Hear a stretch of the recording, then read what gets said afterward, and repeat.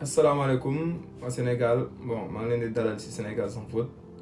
Bon, là je reprends mes vidéos sur les analyses que j'ai l'habitude de faire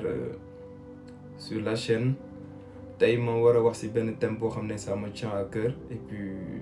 ça s'inscrit dans le contexte où nous sommes qui sont les législatifs. Mooy la politique par essence une manipulation de la masse. Donc c'est un thème que j'ai nommé comme cela. Pourquoi? Parce que il faut que ñu comprendre en fait ñun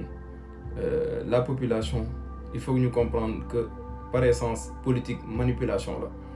et que si manipulation boobu noonu il faut que ñun ñu mën a jël suñuy position il faut que ñu am ay repères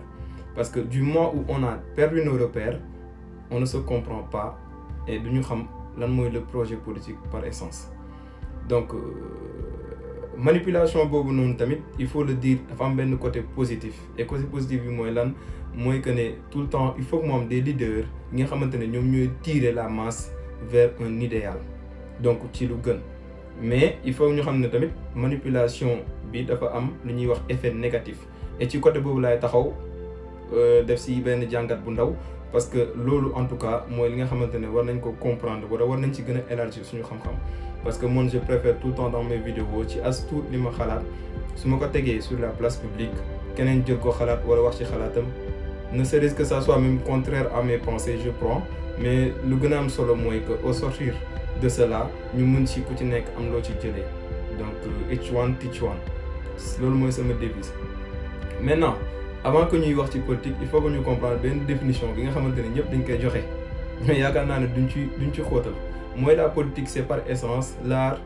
de gérer la cité. Mais on gère quelle cité? On gère pas la cité de Rome, on gère la cité sénégalaise, c'est-à-dire on gère li nga xamante ne moom la ñu am en commun ñun muy le Sénégal. Encore faudrait-il que ñu xam ne ñun Sénégal boobu noonu ñun ñoo ko am en commun maanaam du Sénégalu Patrick du Sénégalu je sais pas moi mais Sénégal la boo xamante ne nii ñun ñoo ko bokk man Abdoulaye Demba Issa voilà suñu papa yeeg suñu yaay donc c'est loo xamante ne ku ci nekk boo xamee ne am nga ci wàll rek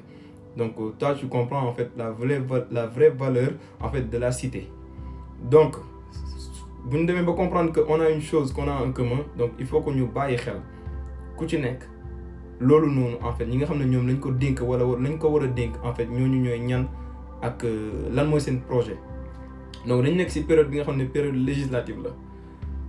d'après recul bi ma am ak li ma jot a gis ci lii xew j'ai compris une chose que les Sénégalais sont divisés en 3 groupes en 3 masses. Lu ñuy wax une masse follower mooy ñi nga xam ne dañuy suivre juste pour suivre mën nañ topp benn parti sans pour autant comprendre mais juste selon des affinités ou par émotion wala leneen ñooñu c'est les followers. En réalité peu importe l'objectif amul but en fait amul finalité ñoom dañuy topp pour topp ok am ñu ñuy wax la masse critique bon foofu tamit dañ fa taxaw tuuti parce que c'est ñi nga xamante ne ñoom carrément en fait mën nañoo nekk dans tel groupe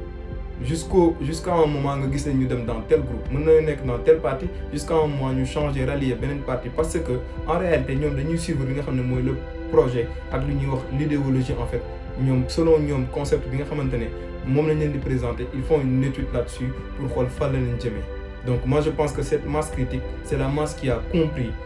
par essence en fait lan mooy le jeu politique en fait et que ñoom ñooy ñi nga xamante ne peut-être ñi nga am benn gis-gis bu waroo ak li nga xamante ne moom la ñuy xaar ci ñoom.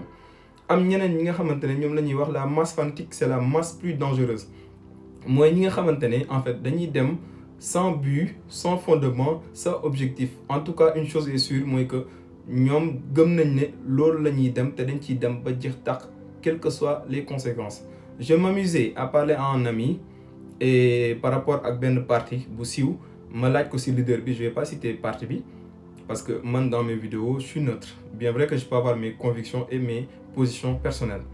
mais tout étant que vidéo yi pour ñëpp la donc c'est pas l'endroit d'étaler mes positions personnelles. Donc j'ai demandé à mon ami est-ce que yow un tel c'est-à-dire le leader en tant que tel lan nga yaakaar ci moom ak lan nga gis ci moom comme ay défauts wala comme ay limites wala loo xam ne mën na ko éviter. Bah je serais pas surpris parce que mon ami m'a dit tout simplement que nit kooku noonu mu ne ko naam mu ne ma kooku amul défaut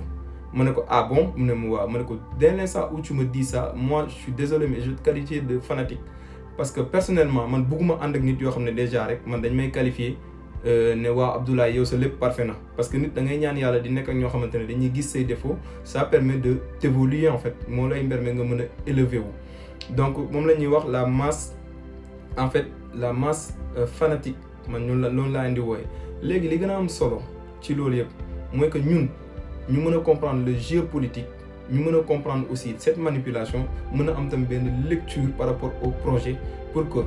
nu ñuy wax à la fin de la journée que ñun ñëpp ñu xam fan lañ jëm voilà ñu bañ a nekk si dans une fixation en fait par rapport à cette manipulation pour suivre jeu boobu noonu donc politique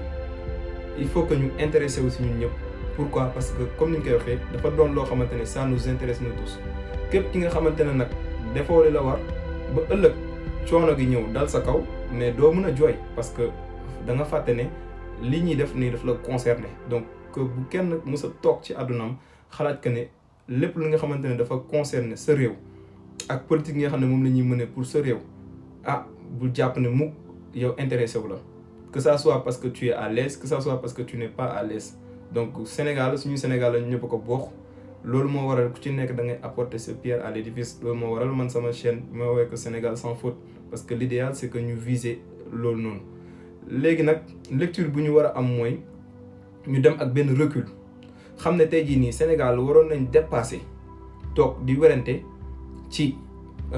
liste bi dafa paritaire kon day jàllam du jàll cour de cassation je sais même pas maa ngi wax sax beneen juridiction mais dans tous les cas li gën a am solo mooy ñun si suñu politique kañ la ñuy dépasser maanaam toog di des si li nga xamante ne mooy la procédure parce que dafa doon loo xam ne ça doit être évident la procédure ça doit être 1 + 1 = 2 on passe à autre chose ça ne doit pas faire l'objet de débats politiques ou politiciens c'est là où nous attirent et où nous manipulent nos fameux politiciens parce que nand nañ xam nañ nan la ñuy tegee ay lois xam nañ nan la ñuy jugee ci étape boobu noonu tey jii dañu waroon toll fi nga xamante ne un parti tel ou un parti tel waroon nañ toog wax ñu en fait lan mooy projet am xam nga commencé jëmal nañu ci lan mooy objectif yi ñu mën a dem vers un idéal sénégalais bu ci nekk mën a ne man de lii mooy sama choix man de lii mooy samay conviction par rapport à tel ou tel tey jii nag jot na population bi comprendre benn affaire mooy que y a une manipulation politicienne dans cette politique sénégalaise mais aussi il y a une chose qu'on doit comprendre mooy que ne ñun tamit on a un rôle on a des droits mais on a des devoirs envers ce Sénégal là qui nous est très cher mooy que man Abdoulaye je peux pas me permettre de critiquer alors que dans ma maison je mène pas une bonne politique alors que dans mon quartier je mène pas une bonne politique alors que man dans mon entourage je mène pas une bonne politique tu peux pas par exemple revendiquer que Sénégal dafa salté sëñ bi te yow sa bopp yow seen buntu kër dafa salté wala sa biir kër dafa salté donc je pense que le développement ça commence par nous-mêmes en fait nit ku ci nekk pour man soo développé pour man ñëpp développé nañ en fait imagine leen sénégalais bu ci nekk jàpp que ne moom rek moo mën a defar Sénégal imagine leen loolu kon ça veut dire que sénégalais boobu bu jàppee ne moom rek moo mën a defar Sénégal donc bu defee li nga xam ne moom moo ko war keneen ki def loo xam ne moom moo ko war kon ça veut dire que ñun ñëpp buñ ci defee il va y avoir une réponse de masse bon bi may mujjee nag mooy c'est bien beau que ñu ñëpp ñu génn xeex pour la démocratie tout ça là c'est bien beau mais une chose est sûre le jour où je verrai parce que politiciens yi am nañ ay doom yu toll ni ñun wala doom ñu mën sànni xeer comme ñun mais le jour où je verrai un politique sortir son enfant ou bien sa famille ñu jàpp ci xeer yi sànni comme ñun là je comprendrai que ñii kat ñoo bokk lu ñuy gis mais je vous dis une chose ak ku mu mënti doon ci leader politique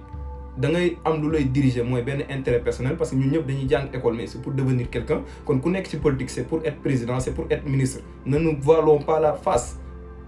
mais beneen intérêt bi nag boobu la ñuy ñaan mu ëpp doole mooy que ne da nga bëgg a servir sa réew mais qui ne nous tiennent pas des discours yi nga xamante ne mooy dañuy def benn genre sacrifice bon le sacrifice loolu ça se voit sur les faits bu ñu basé aussi ay opinions donc nañu gën a xoolaat suñu taxawaay di leen remercier bon je pense que je vais revenir sur d'autres vidéos vu que temps bi gën nañu ko may ñuy xoolaat carrément lépp li nga xamante ne problème la ci Sénégal ñu apporter suñu petite pierre comme ça après ainsi de suite puis ñaan yàlla taxawuñu suñu réew jërëjëf.